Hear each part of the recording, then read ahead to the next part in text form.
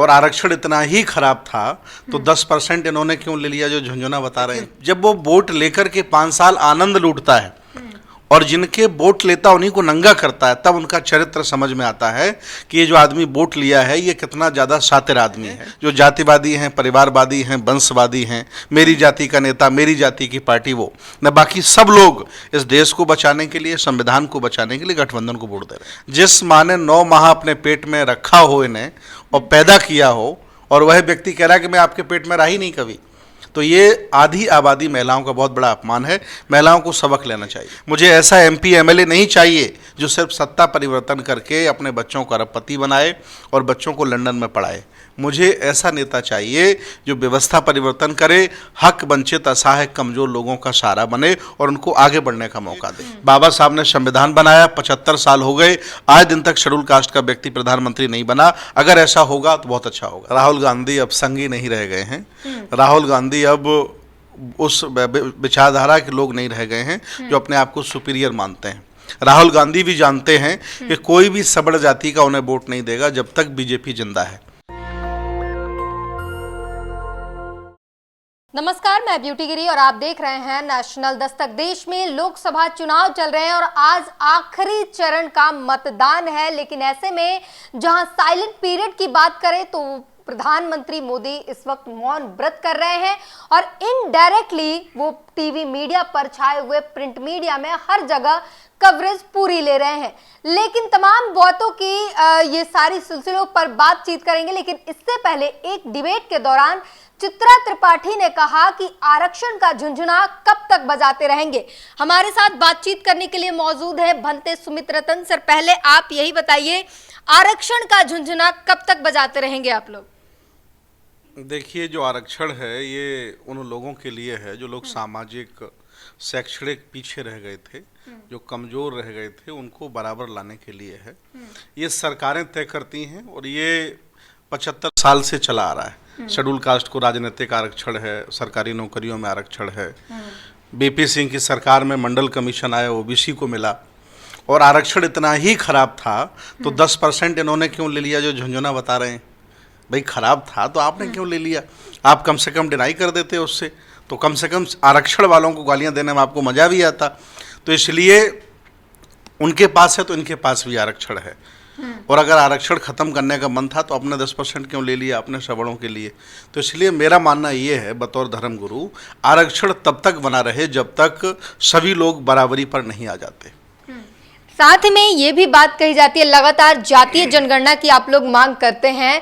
क्या मिल गया? बिहार में जातीय जनगणना तो हुई, क्या वहां के हालात सुधर गए, पलायन रुक गए, क्या कुछ सुधर गया है? बताइए जरा। देखिए, जाति जनगणना का एक छोटा सा उदाहरण ये है कि जो हक वंचित असहाय कमजोर लोग हैं, इवन जो लोग अगड़े लोग हैं, या जिनको सरकारी नौकरियों मौका मिल गया या जिनको राजसत्ता मौका मिल गया, ठीक है, 75 साल की आज़ादी में जाति जनगणना से इतना ही है कि सारे लोगों की गिनती हो जाएगी। अभी ऐसी तमाम जातियां हैं जिनकी बहुत सारी संख्या है लेकिन उनका कोई रिकॉर्ड नहीं है। तो जाति जनगणना से ये पता चलेगा कि शेड्यूल कास्ट कितना है ईमानदारी से, OBC कितना है, मुसलमान कितना है, या जो सवर्ण जातियां वो कितनी हैं। तो जाति गणना होनी चाहिए। सिर्फ जातियों में बांटे जा रहे हैं भारत के लोगों को, इससे एकता तो नहीं आ रही है। नहीं, जातियों में बट नहीं रहा है। तो जातियां चूंकि हैं भारत का, देखिए भारत तो जाति प्रधान देश है। यहाँ संतों की भी जाति खत्म नहीं होती, नेताओं की जाति खत्म नहीं होती, इवन जातिवाद को बढ़ाया और जाता है। तो जब जानवरों की गिनती हो सकती है, तमाम और चीज़ों की गिनती हो सकती है, तो कम से कम लोगों की भी गिनती हो और सरकार के पास डाटा रहे। लेकिन इससे राजनीतिकरण नहीं करना चाहिए। तो सरकार के पास डाटा होगा, सरकार हिस्सेदारी देगी, तो जाति गणना के हम समर्थक होनी चाहिए।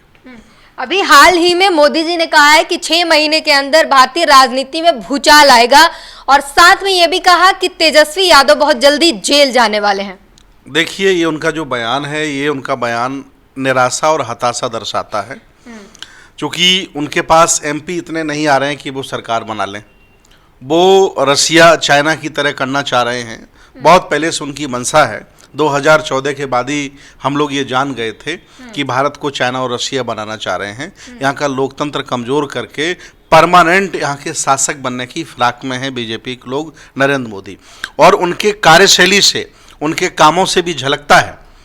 और आज चूंकि जनता उनको समर्थन नहीं दे रही है, जनता उनके जो जुमले थे वो जान गई है, तो वही जो उनका ये बयान है ये फ्रस्ट्रेट करने वाला है और खुद को कमज़ोर दर्शाने वाला बयान है। आपको हिस्सेदारी की बात कर रहे हैं कि साथ में वो ये भी कह रहे हैं कि वो परमानेंट बनना चाहते, तो समस्या क्या है? 80% जो लोग हैं और बहुजनों की अगर बात कर ले तो वो भाजपा के साथ है, मोदी जी के साथ है और वो आपको हिस्सेदारी भी दे रहे हैं। समस्या क्या है? मोदी जी कह रहे हैं कि जान दे देंगे पर आरक्षण पर हमला नहीं होने देंगे, आरक्षण जरा सा भी किसी ने कुछ छेड़ने की कोशिश की हम होने नहीं देंगे, तो फिर क्या दिक्कत है आपको? देखिए, भारत अतिथि देवो भव की परंपरा का भारत है। जब भी कोई नेता आता है यहाँ आसानी से विश्वास कर लिया जाता है। विश्वास पर जाने कितनी लड़कियां रोज़ मारी जा रही हैं, जाने कितने लड़के विश्वास पर रोज़ मारे जा रहे हैं, मोहब्बत में विश्वास कर लेते हैं। वैसी राजनीति में कोई नेता आता तो विश्वास कर लेते हैं, एक बोटी तो देना होता तो दे देते हैं, लेकिन जब वो वोट लेकर के 5 साल आनंद लूटता है और जिनके वोट लेता उन्हीं को नंगा करता है, तब उनका चरित्र समझ में आता है कि ये जो आदमी वोट लिया है ये कितना ज़्यादा शातिर आदमी है।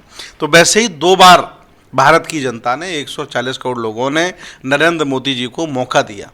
इस दौरान उन्होंने काफ़ी अच्छे भी कार्य किए हैं जिसकी सराहना मैं करता हूं, लेकिन कुछ बुरे कार्य भी किए जो नहीं करने चाहिए थे। अब जनता का मिजाज है, बदलाव चाहती है जनता, और बदलाव लोकतंत्र में जरूरी है। बुद्ध ने आज के 2500 वर्ष पहले कहा संसार परिवर्तनशील है, आप जवान जवान नहीं रहोगे, आप गरीब गरीब नहीं रहोगे, आप कमज़ोर कमज़ोर नहीं रहोगे। यहाँ सब कुछ बदल रहा है। ये बहुत सुंदर इमारत है, 1000 साल बाद ये कमज़ोर हो जाएगी, 500 साल बाद कमज़ोर हो जाएगी, तो कोई यहाँ परमानेंट नहीं, मोदी परमानेंट नहीं है, बीजेपी परमानेंट नहीं है। परमानेंट हवा पानी सूर्य है यहाँ, ये मिट्टी परमानेंट है। बाकी आदमी अपने हिसाब से इसे बना लेता है और अपने हिसाब से उसे सुविधाओं के हिसाब से ढाल लेता है। तो वैसे ही जनता का मिजाज है कि वो परिवर्तन चाहती है, जैसा कि हमने ऑब्जर्वेट किया है, मैं आपको बता रहा हूँ। परिवर्तन में फिर जनता किसको लाना चाहती है? अगर नरेंद्र मोदी नहीं, बीजेपी नहीं, फिर कौन? 140 करोड़ लोग हैं, अकेले नरेंद्र मोदी नहीं भारत में हैं, और उनसे ज़्यादा पढ़े लिखे लोग, उनसे ज़्यादा अच्छा वक्ता, उनसे ज़्यादा अच्छा ध्यान करने वाले, उनसे ज़्यादा कैमरा लेके चलने वाले लोग भी हमारे भारत में हैं। ऐसा नहीं कि अकेले नरेंद्र मोदी, फिर से नरेंद्र मोदी जैसा ही चाहिए, उनसे ज्यादा कैमरा, उनसे ज्यादा ध्यान, वही चाहिए, मतलब उसी का दूसरा पार्ट। देखिए, जैसा व्यक्ति होता है उसको हटाने के लिए वैसा ही बनना पड़ता है। तो उनके पास 10 कैमरा हैं, अब हम ऐसा आदमी ढूंढ के लाएंगे जिसके पास 20 कैमरे होंगे, ताकि उनसे अच्छा बेहतर काम करके वो दिखा पाएगा। राहुल गांधी को मैदान में ला दिया गया है, या तो एनडीए है या फिर इंडिया है, इन दोनों में या तो नरेंद्र मोदी है या फिर राहुल गांधी है। देखिए, राहुल गांधी के चेहरे पर कोई उन्हें वोट नहीं दे रहा है। राहुल गांधी आगे पीएम के मतलब उम्मीदवार हो सकते, अलग विषय है, लेकिन अभी तय नहीं। अभी तो बीजेपी के खिलाफ यहाँ का जनमानस वोट दे रहा है, और परिणाम जो आएगा बैठ के तय हो जाएगा। हो सकता है किसी शेड्यूल कास्ट के व्यक्ति को मौका मिल जाए, हो सकता है किसी ओबीसी को मौका मिल जाए, हो सकता है किसी किसान नेता को प्रधानमंत्री बना दिया जाए। ये तो अच्छी बात है ना, और बदलाव आना चाहिए। 10 साल आपने सेवा की, सेवा की लूटा अलग बात है, अब 10 साल जो आएगा वो सेवा करेगा, सब देखेंगे। बहुत सारे लोगों का ये भी कहना है कि इस बार 4 जून को जो रिजल्ट आएगा उसमें निर्णायक फैसला मायावती करेंगी, क्योंकि उनके पास भी काफी सीटें आएंगी और दोनों जो गठबंधन है वो इस बार मायावती के सामने जाके हाथ जोड़ने वाला है कि हमारे साथ आ जाइए, हमारे साथ सरकार बनाइए। क्या लगता है आपको? देखिए, बसपा बहुत अच्छी पार्टी है, मान्यवर साहब ने बनाई। मान्यवर साहब जब जिंदा थे तो बिना पैसे के हम MP MLA बनाते थे। आज हमारे पास पैसे की कोई कमी नहीं, हम एक भी MP MLA अपना नहीं बना पाते हैं। जो लोग ये मुगालते में हैं कि बहन जी सरकार का हिस्सा बनेंगी, मैं चूंकि किसी पार्टी का सदस्य नहीं हूं ना, मैं उनका आलोचक हूं। आप देख लीजिएगा, मैं कैमरे पे बोल रहा हूं, एक भी सांसद पूरे भारत में बसपा का नहीं बनेगा, एक भी सांसद। इनडायरेक्टली आप इंडिया गठबंधन के समर्थन में जा रहे हैं? मैं इंडिया गठबंधन का समर्थक नहीं हूं, आम पब्लिक की आवाज बता रहा हूं। उनको वोट उतने ही मिल रहे हैं जो जातिवादी हैं, परिवारवादी हैं, वंशवादी हैं, मेरी जाति का नेता, मेरी जाति की पार्टी, वो न। बाकी सब लोग इस देश को बचाने के लिए, संविधान को बचाने के लिए गठबंधन को वोट दे रहे हैं, इंडिया गठबंधन को। जी। तो आपकी नजर में अगर आपने मायावती को पहले ही साइड कर दिया, अब 2 ही बड़ी पार्टियां बचती हैं, 2 ही बड़ी गठबंधन जो है वो बचते हैं, आप कह रहे हैं कि राहुल गांधी के चेहरा वो नहीं है, उसके लिए जनता तैयार नहीं, फिर आपको कौन दिखता है? 25-30 पार्टियां हैं, बहुत नेता हैं, कमी नहीं नेताओं के पास है।